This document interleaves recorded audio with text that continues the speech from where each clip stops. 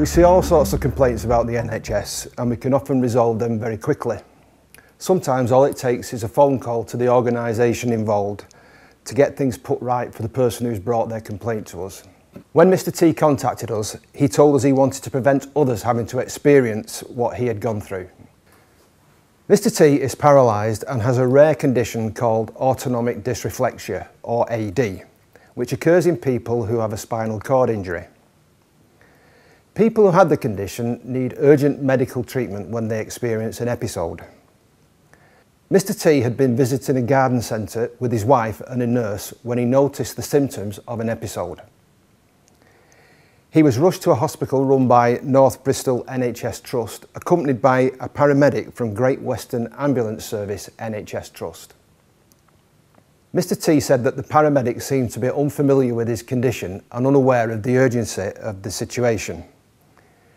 When he arrived at A&E, he felt the triage nurse was also unfamiliar with the condition. Because of this, Mr T waited longer than he should have to see a doctor. This was an incredibly stressful experience for him. After sending a detailed 3-page letter outlining my concerns to the trusts, I got a very trite reply, which didn't cover the issues I had raised. It made me feel like they weren't taking any notice of the points that I was making. I may have had a major stroke which would have ruined my life, or have died. I didn't want individual members of staff hauled over the coals. All I wanted by complaining was to raise awareness of my condition. Mr T complained to the trusts about what had happened. Dissatisfied with the trust's response to his complaint, he asked us to look into it.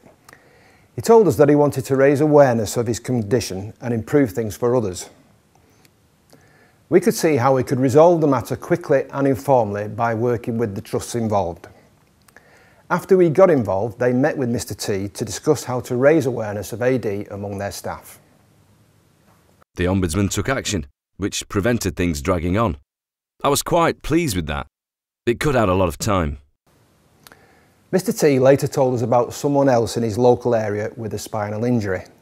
She had recently been taken by ambulance to hospital. She had been impressed and surprised to be asked if she was susceptible to autonomic dysreflexia as soon as the ambulance arrived. This was exactly the outcome Mr T wanted.